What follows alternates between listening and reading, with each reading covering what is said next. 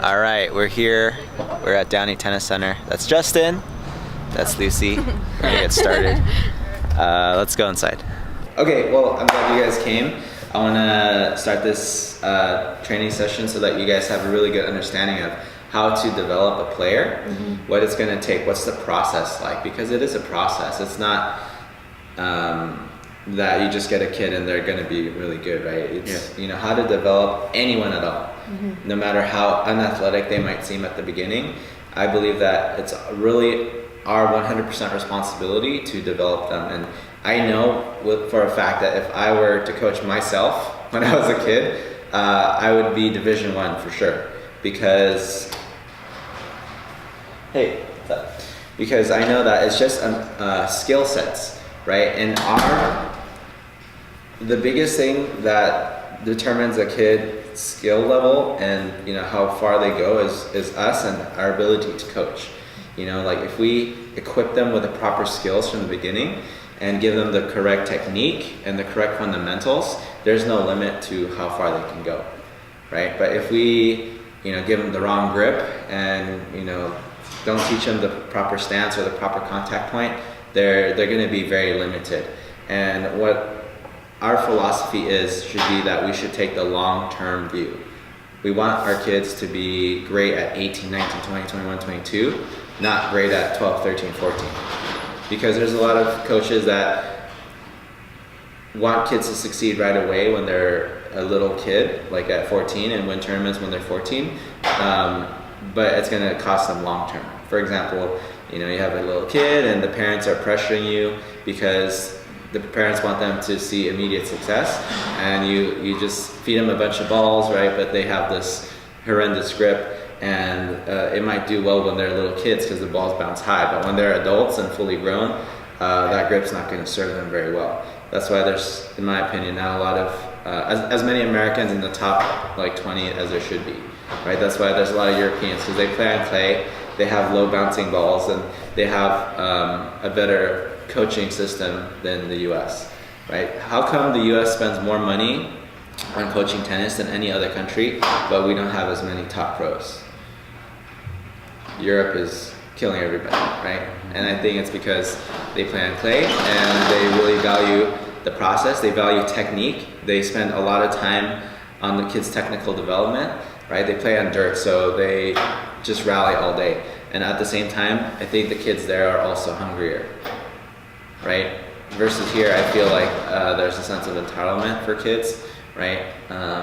They don't really need tennis to survive, but I feel like in other countries where oh, you play tennis, you have a chance to go and travel the world, and it could be like a way out for you. And I think that's part of it. But so today we're going to go over technical development and stroke production and how to identify what grip does this kid have? How can we help shape their swing without offending them or getting a little friction? Like, have you ever had to coach some kids and they're like, I don't want to listen to you?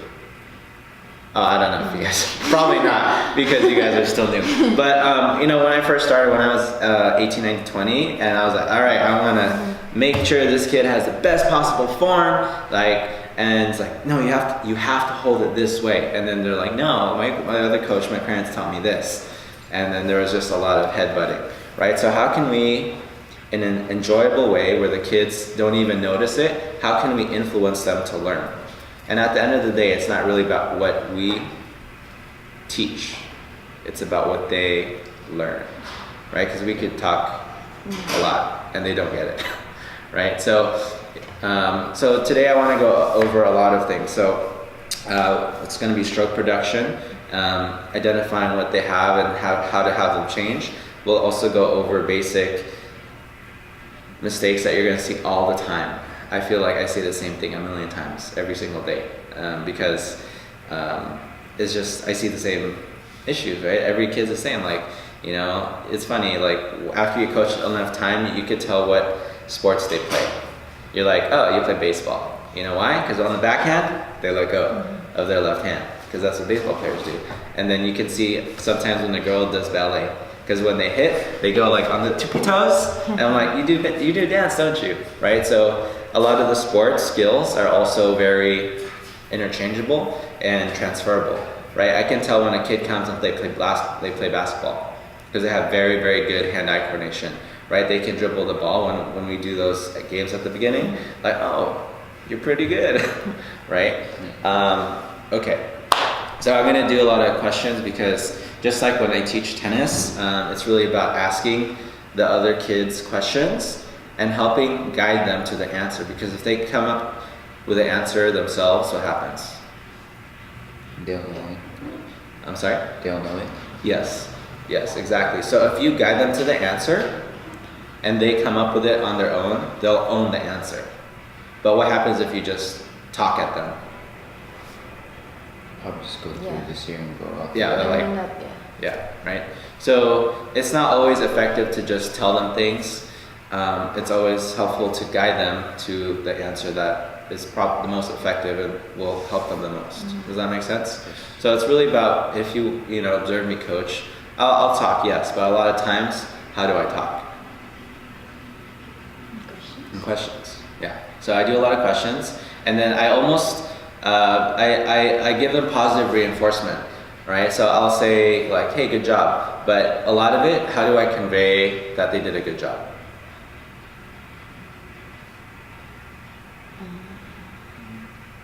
So so we're going to go over also the skill sets of coaching.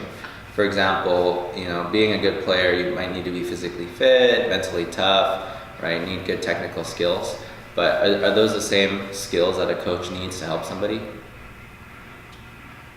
No, I'm not physically fit anymore. I stand around a lot. But what skills does a good coach have, right? So we'll go over that. Okay, so that's kind of the outline. So we'll go over stroke production, the process of helping a kid and identifying their form. We'll go over coaching skills. We'll probably go over that first.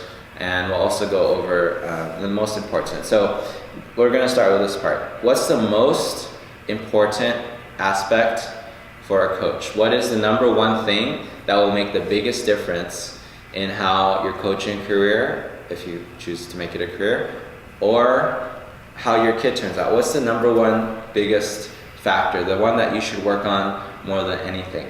What do you think it is? So this governs how you coach, all your results, and how effective you are. Patience. Patience? To be approachable. What? To be approachable. To be approachable? Alright, so here's what it is. Yeah. Okay? This is the thing that makes or breaks a coach. Okay? And this is the biggest determinant. It's your coaching philosophy. Your coaching philosophy is the biggest determinant on how you coach, how your kids turn out, and your results. Number one by far. So what is philosophy? The way that you see things, or The way that you see things? yeah. Okay. Yeah. What do you think philosophy is? Alright, so philosophy is kind of like a big word, but it's the sum total of all that you know. Okay? So it's not just what you know, but it's what you decide is the most important. Because if you know a lot of things, you can't do everything, but some things are more effective and more important than others, right? So it's part of gathering all the information that you can, but it's also deciding, this is more important to the kids than this information. Okay, so as we coach and as you learn and as you grow, you're going to start learning things like on YouTube, and you're going to see like, oh, that's useful. Oh, this is a bunch of crap, right? This isn't going to help the kids at all, right? So some things I'm going to teach you, all the things I'm going to teach you are very, very, in my opinion, effective in developing a player, and it's also very far-reaching in the influence that you do, because the things that you do, that you give them, will shape how they turn out when they're older, right? If you equip them with the proper contact point, the proper stance, and the proper grip, they're going to be a great player. So long as they stick with that process, they're going to learn how to play tennis really well. But if you don't give them the correct tools, stance, contact point, and grip, they're gonna be stuck, and they don't even know why. They can't explain why. And there's this athletic kid, and he really wants to play, and he just can't seem to break through to a certain level because he doesn't have the right tools because you didn't give it to them, right? So philosophy is everything that you know and what you decide is going to be important and effective. Does that make sense? Yeah. Okay, and here's what is not important: your ability to play. Okay, it's what else is not important is your past results. Okay, so you could be a great player, and you guys both are, but that doesn't really matter that much. Okay, I feel that I'm a lot better of a coach than other people might be, even though they might be able to beat me in an actual set, because the skills are totally different. Okay, so what else is not really that important? The drills. Okay, if you do certain drills, but you don't have the correct understanding of what that player needs at that moment, it's not going to help them. So like, let's say you do let's say you do a certain drill with a student, right? And it's the same exact drill that I would do with a student. But if it's not at the right time, if it's not the exact thing that they need at that moment, it's not going to help them, okay? For example, I'll get into that. Okay, so here's another philosophy. So I'm going to talk about a lot of the ways that I see coaching and how how that governs everything that I do. Okay, so what is the process of learning? Right, kids learn in something called comfort zones. So what does that mean? Did I talk about this before? Yeah. What's a comfort zone? And they feel good, like not safe, but yeah, When they feel good and safe? yeah. What's a comfort zone? It's like area where they feel, I guess, like comfortable, but I don't know. It's just like it's in their skill range, I guess. Mm-hmm. Okay, that's a good phrase there. So it's within their skill range, right? So what's the definition of fun? So my view of comfort zone is kind of similar to my philosophy of fun, right? So how do you define fun?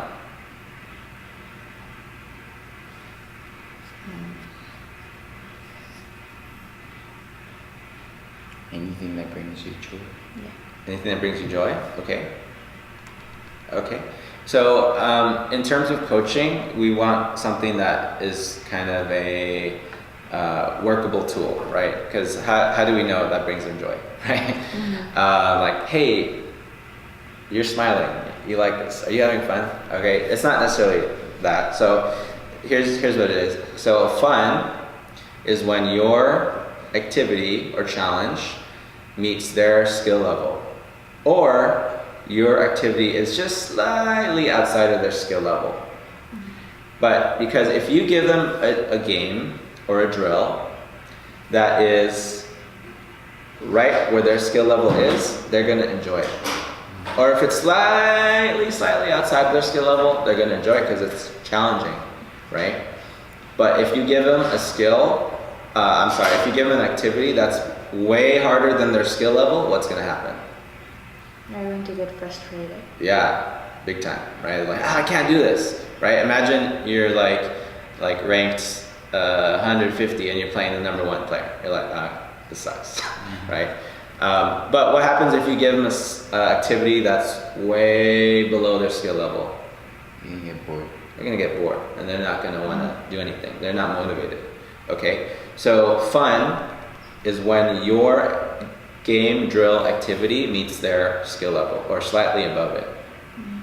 Okay, so that's the comfort zone, because if it's a very close activity, that means, oh, they feel I could do this and I want to do it because it's within their comfort zone, right? So you don't want to go too high above their skill or too low, right? And when you give them the proper environment,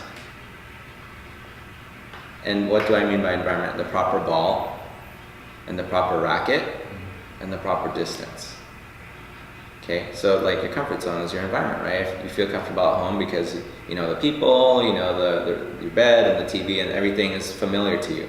So same with tennis. If you give them an environment that is very manageable for them, like okay, they like you as a coach, you know, it's a safe environment. They have a correct racket. They have the correct ball that you're feeding them. It's not too fast. It's not too far away. And then you give them an activity like, hey, tap the ball to the net. I could do that. They feel like, okay, they get immediate success and they start to enjoy it, right? And they start to learn because there's everything that they have, they can control and they can manage. But if you give them a 5-year-old, a kid, a racket that's 27 inches, and you give them a ball from the baseline, a green one, and you say, tap the ball to me over the net, they're like, ugh, right? They can't manage the racket and the ball's going too fast and the distance is too far. So how are they gonna feel? Discouraged. Discouraged. They're like, oh, I can't learn this, right? Even though you're trying to teach them the same concept, they can't learn it because it's not a comfort zone for them. But if you teach them a concept in the shorter distance, small racket, slow ball, short distance, right? It's like, I get it.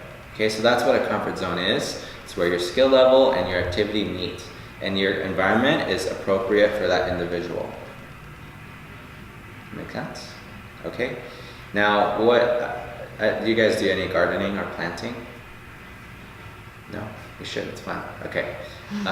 It's good. It's cool to like my girlfriend and I. One time we went on a date. We went to Home Depot and we bought huge vases, right? And we bought 50 pounds of fertilizer. We bought 2 big vases, and we bought seeds. We bought tomatoes, carrots, onions, peas, bell pepper, carrot, and I think that's it. Anyway, we bought a lot of vegetables, and what we did, we put them in we put the fertilizer and put them about 3 inches in, and then you just water it every day. And then how do plants grow? A little bit at a time, right? And then you just water them every day, and then you water them every day. And you don't have to do much, you just water them every day. And then what happens in 90 to 100 days, you start to see like the plants grow, right? They just grow slowly, like, oh, hey, it's growing, right? And then eventually it bears a vegetable, or like, well, not always, because sometimes the potatoes in the ground and carrots in the ground, but you'll see like the bell pepper, you'll see the tomato, obviously. And you're like, oh my gosh, it's growing. You're like, okay, we're really excited, okay? That's how you develop a kid. Well, how do you develop a kid? The same way you develop a plant. You just give them a little bit every day, a little bit every day. I have extreme patience. When I coach a kid and they're not getting a skill, first I have to make sure, okay, is the environment in their comfort zone? And if it is, they're gonna get it eventually. Okay? Does that make sense? Like, okay, yeah. I know they have the right racket, the right ball, the right distance, and I'm doing the right skill. Maybe they're just a little slow, right? But if you keep at it and you keep them in their comfort zone and you keep repeating the process of, okay, they're gonna get it, right? I know they get it, then I'm gonna just know that the tomato will eventually show up.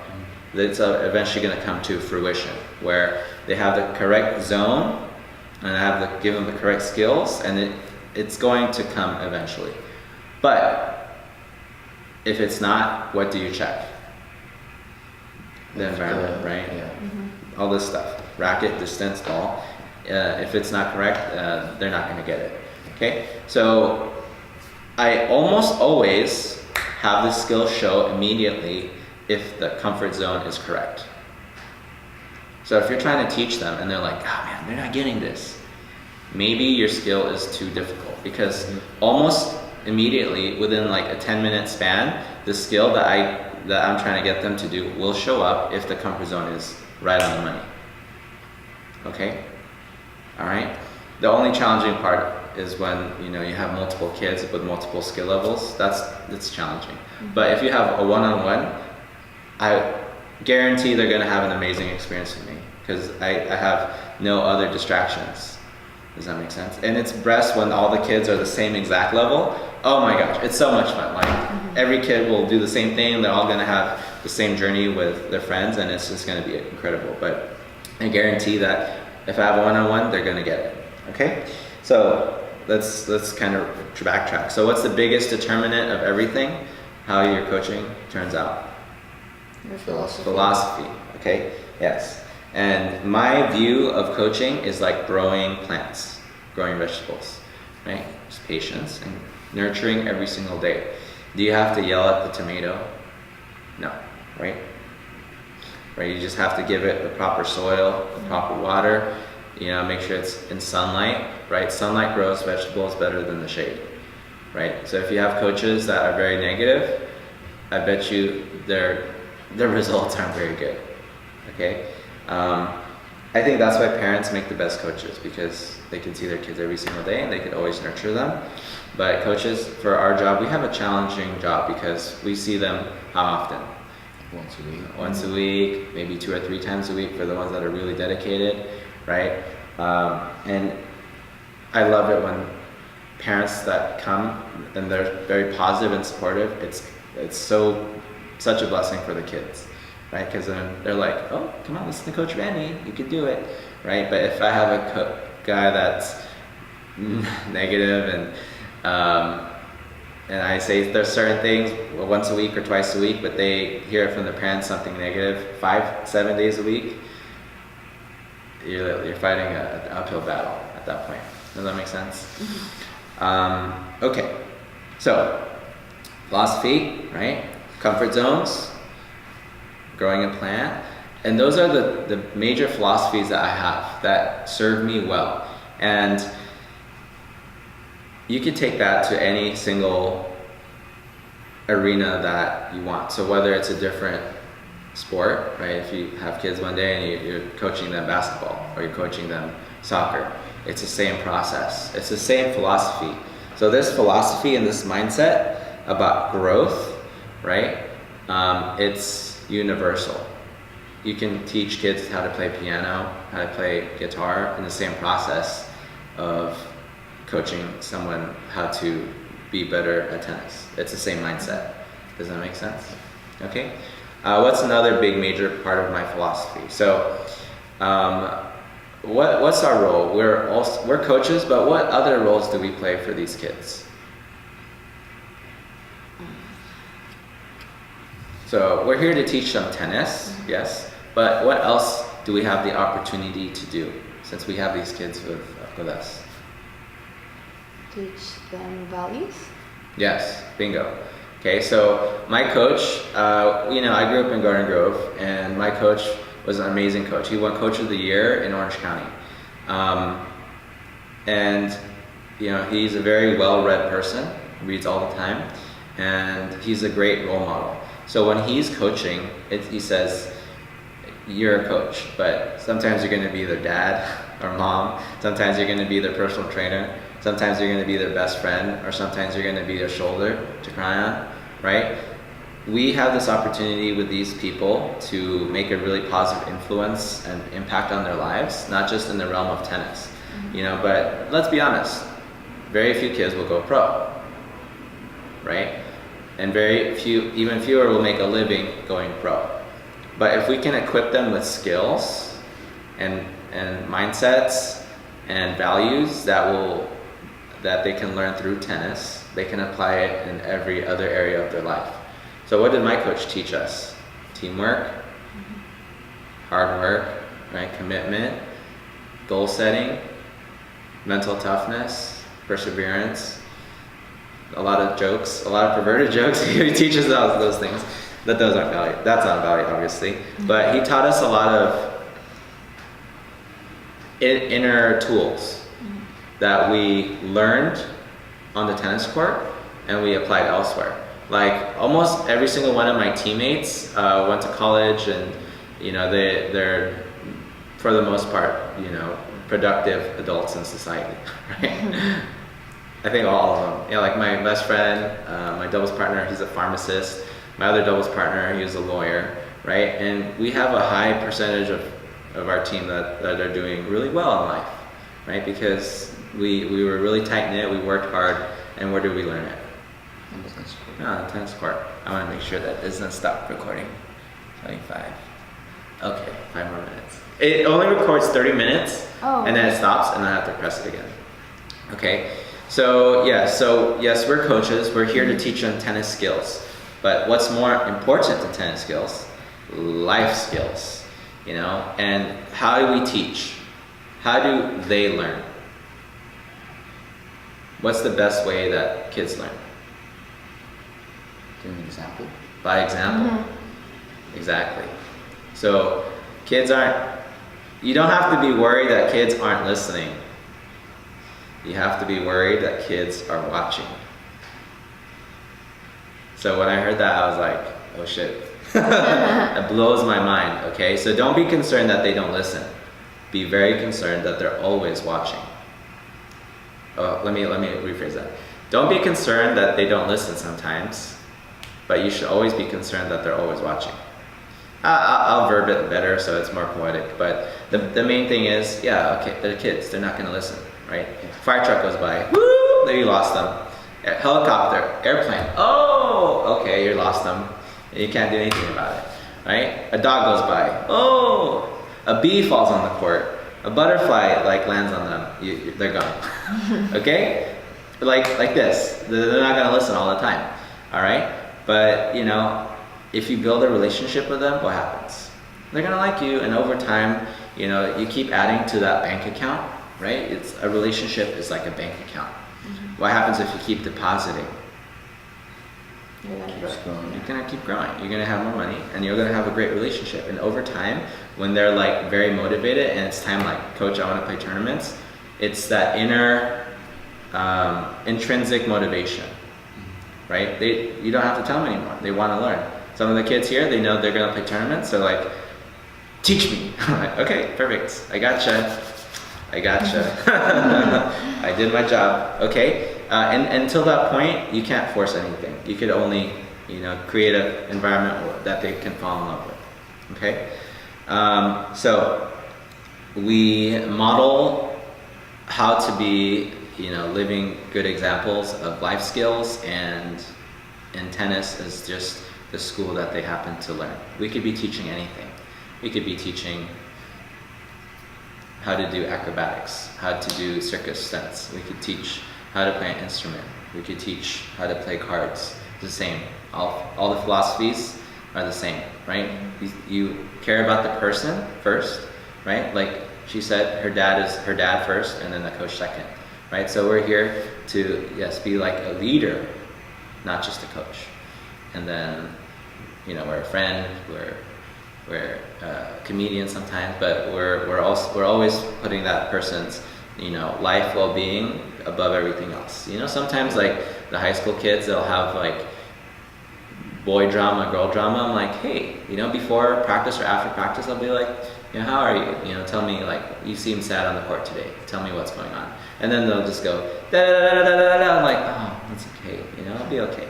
And then next time they come, they're fine. You know, because they have a vent, they have an outlet. Especially for Asians, you can't talk to your parents, right?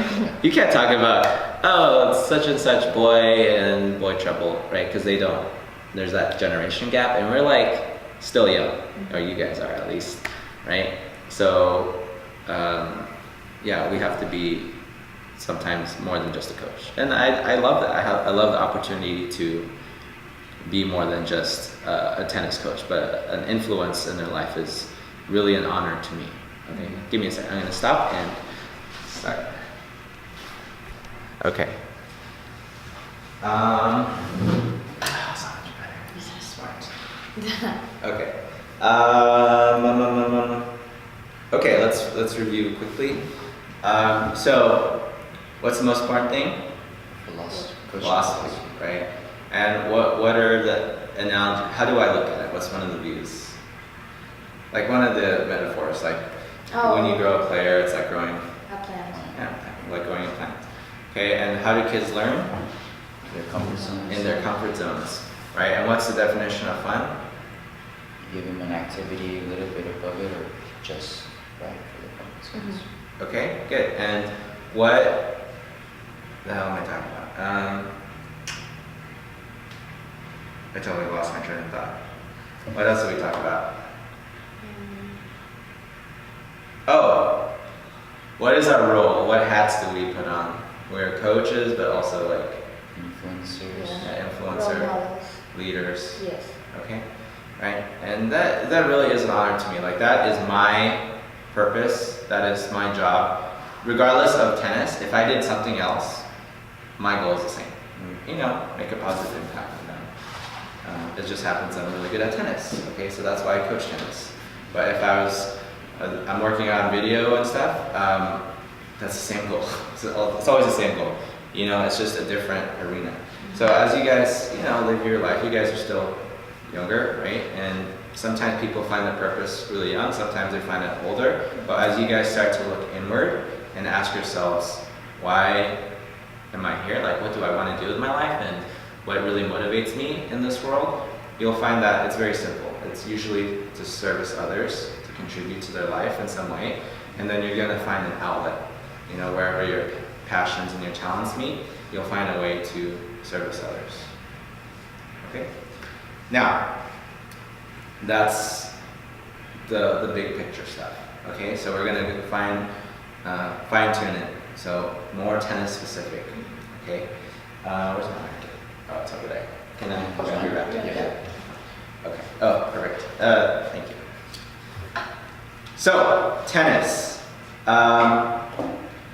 There's a process we're going to go over. It's called stroke development. Okay? And it's very, very simple because you guys play. And this will blow your mind. You're going to jump from a 4-0 to a 5-0. Okay? Are you familiar with that, first of all? Are you? No. So the NTRP, do you know what that is? You told me about it. Do you know what it is? It's like a scale to judge like their skills, right? Yes, so it's basically the national tennis rating profession, and it goes from 1 to 7, right? 7 means you make your living playing tennis tournaments from prize money. There's only a few 7.0s, okay? And 1.0 is a beginner, and it goes in increments of 0.5. But there should be no reason that any of our students can't make it to at least a 4 or 5 or above, right? I believe that almost every kid, so long as they're into the process and they enjoy it, they should be able to play college, in my view. Like, I can develop any kid that's committed and really enjoys it to any college level play, right? I don't want them to just get stuck at high school level. Let me refine that even more. If they're like anywhere from 4 to 11, I think we could get them to college. If they start at 13 and they have no athletic background, then it's challenging. But you know, any kid with a decent athletic ability, like, okay, he can catch and throw, okay, we could teach him. Okay. So anyway, stroke development. Where did the grips? First of all, what different grips are there for the forehand? Can you name them? Eastern 1. Semi-Western. Semi-Western 2. Western. Western 3. What's the fourth one? Continental. Continental. Okay, so continental, and then what? Eastern. Eastern, and then what? Western. So Western, what's the other one? Semi-Western. Western. Okay, so there's 4 major grips. Okay, now this is so important. I want you guys to remember this. Where did the grips get their name? The region of play. Or like their... So the grips got their name from the region that they predominantly show up. Okay. So for example, the Western grip came from where? West, California. What do we play on? Hardcourt. Concrete. Right? So all the balls bounce where? High. So all the players in this region, when they learn As a kid, all the balls bounce shoulder height or above. So because of that, before there was good coaching, a lot of kids developed this grip because every ball bounces shoulder height. This is the most effective grip to hit high balls. If you look at the contact point, how much of the string is exposed at this height? All of it. So Western grip is very effective at hitting high balls, right? What is it really bad at? Low balls. Low balls.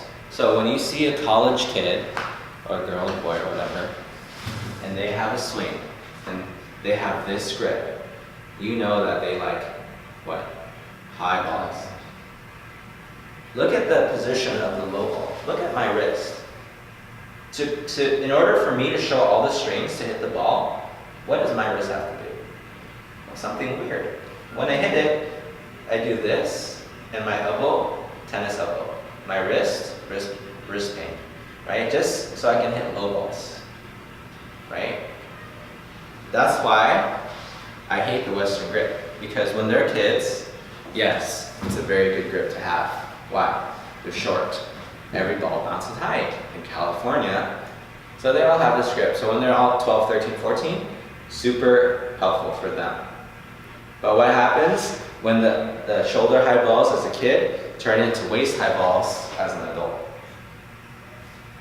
Yeah. Boom, you're screwed.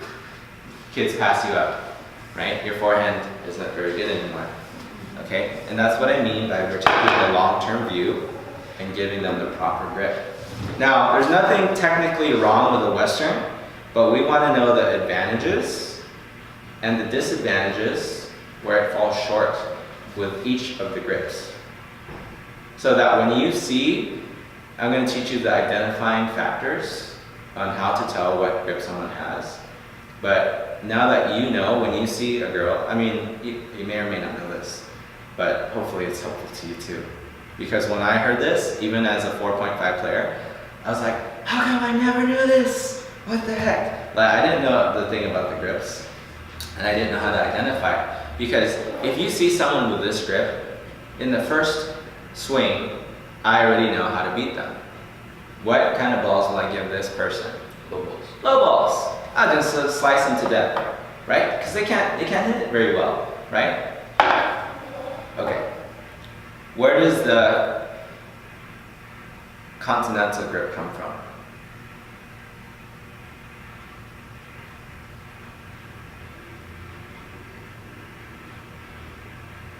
All right, the continent over in Europe, okay? What did they used to play on predominantly? Both, you're both right, obviously. But a lot of it was on grass, right? Let's say in Wimbledon, okay? So across the puddle, the Atlantic Ocean, balls bounce how high? Low, because it's grass. So what's the continental grip good for? Low balls, because grass, all the balls bounce low, right? So this grip is excellent for what? Low balls, right? So same grip, high balls, no chance, okay? I'm gonna break my arm. I have to do this to hit a high ball over my shoulder. So continental grip is effective with what kind of ball? Low balls. And it's really bad at hitting High balls. high balls, okay? But it's a very important grip because you serve, you hit overheads, and you slice with it, okay? But like I said, every grip has its kind of drawback in general, right? Now the Eastern grip is my preferred grip, okay? Semi-Western is okay as well, right? And it developed in the East on hard, true court, okay? Where all the balls bounce waist high. So, what's the easiest way to tell the Eastern grip? It's a handshaking grip. So, shake your hand, move down, boom, you got the Eastern grip. So that's the key. So, if you do this, your palm faces the same as the racket face, and you just scoot it down. That's the surest way to find the Eastern grip. Okay? That is the definition. So, you're here, shake the hand, right? down the eastern. Okay, and I always tell the kids, you want to trigger finger, so you want that index slightly separate, not fully like this, like that. You get a little more leverage and a little more control. Okay, so continental, eastern are really good for medium high balls, which is the majority of balls. So the majority of balls will be somewhere between your knees and your shoulder as a normal sized adult. Okay, so anywhere in this range. Why? How much of the strain is exposed? Almost all of it. All of it, okay? It's only when it's really low, when it's a little bit not exposed, and really high when it's a little bit not exposed, okay? And the same with the Western, right? It's slightly more like this, and it's about chest height instead of waist height, right? Continental is roughly by your knees. Eastern is roughly by your waist. Semi-Western is roughly by your chest. Western is shoulder height, okay? Now, what is the biggest, what are some of the determining factors? So when you're assessing a student or an opponent, how can you tell what grip they have? What things do you look at? Okay, you can look at their hand. One. The ball. No, not the ball.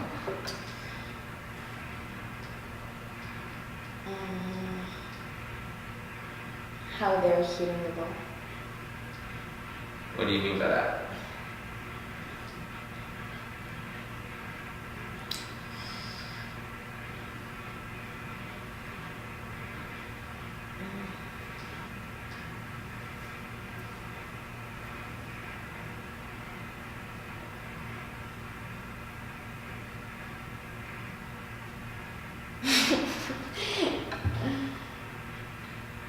Look at the racket.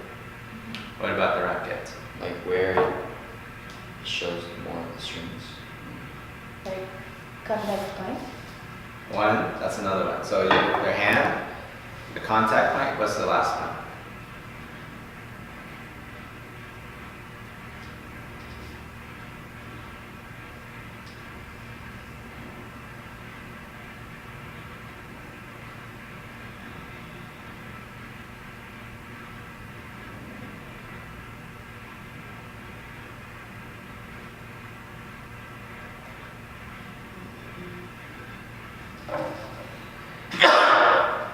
Okay. It's their follow through. Okay? So you look at their contact and their follow through, because where did they get their names? From the region they came from. And the region they came from, depending on the surface, affected the bounce of the ball. So why did most people develop the Western grip? Because most balls bounce high. So if you see someone with a high contact point, okay, that's a clue that they probably might have a Western. Okay? Same with continental. If they hit it by their knees, continental. Okay, very few people here have continental. We're not in Europe. So most people have an Eastern, Semi, or Western. Okay?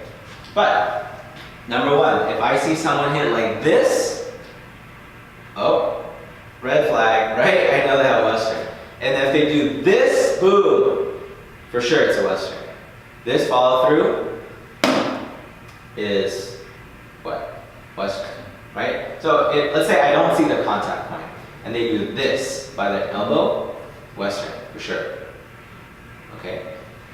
Let's do semi-Western. Where is that? Chest level by the shoulder. So this is I used to have a semi, and then that changed to Eastern. So Novak Djokovic, he has a semi. Okay? When you see him play, this is how he'll swing. Okay? What's an Eastern grip or Eastern contact? Waist. What's the follow through? By the ear. Okay? And continental looks like this. John McEnroe, right? Old school. McEnroe, right? McEnroe and Most players from the 70s and 80s, because they had a wood racket, so, and they played mostly on grass. Did you know almost all the 3 out of 4 Grand Slams were played on grass? Yeah, before hardcore. Anyway, so here, continental. So you look at their what? Fall. Contact. Yeah, contact and fall. Okay. If we're gonna go out there in a bit, but we're gonna observe each other's form, and we're gonna observe their form, and you're gonna be like, 2 seconds. I know what it is. I know how to beat them, or not beat them, but I know what they're gonna have trouble with. Okay. I bet you wish you knew this. Yeah. You're like, what the heck? It would help me a lot. Oh yeah. So the way I learned, I have a mentor. His name is Don Henson. He's the head coach of 2 tennis coaching organizations. So he's a master tennis professional, and he coached a couple pros. I think the top pro got top 5 in the world in doubles for women. Her name is Penny. She's really sweet, but he's the coaches of coaches. So he's that good. He gave me, he didn't even give me, he gave 2 lessons to my students. He was very friendly. He kind of took a liking to me, and I asked him to help with my high school program. He gave 2 lessons, less than an hour each. He fixed my serve by helping my students, like this. So I used to double fault under pressure a lot. After that, I went from, I swear, 4.5 to a 5.0 with 1 lesson. Okay, and then the other thing, I learned just my slice backhand improved dramatically. Like, if I'm training, like I'll hardly ever miss my slice, because it's just his form and his instruction. I was like, oh my gosh. So within 2 hours, I went from 4.5 to 5.0, from like a high school level to like college level. Okay, just by fixing my serve. Okay, and all that information I'm giving you, I'm kind of like channeling through him. It's like all of the things that he taught me, I'm just sharing with you guys. So, contact, follow through, grip, and that's it. Okay, so those are the major components to assessing someone's form. And the way we teach a kid and making sure they have the correct grip, I've never, ever once taught someone how to have how to hold a racket, believe it or not. Never. Because you can influence what grip they have by giving them the correct feed. If you always give them waist-high balls, what are they always going to have? Eastern. Oh. Because it's the most effective grip. Literally, I tell my 3-year-olds, here, hold the racket, okay? I do this. Do this, they do this, okay? And then I tell them, okay, what do I teach them? The swing. No, That's all. no. What's the most important part of any swing? Contact. Contact. Contact. All I teach them, okay, this is where you hit the ball, kids. Show all the strings, make it waist high. They automatically have the Eastern grip. I don't even have to teach it to them, right? If they do this, and then they do this, if it's weird, I'll adjust it. It's like, okay, hold the grip comfortably, waist high. Automatically, it's an Eastern. They don't have to change anything. I know it's an Eastern.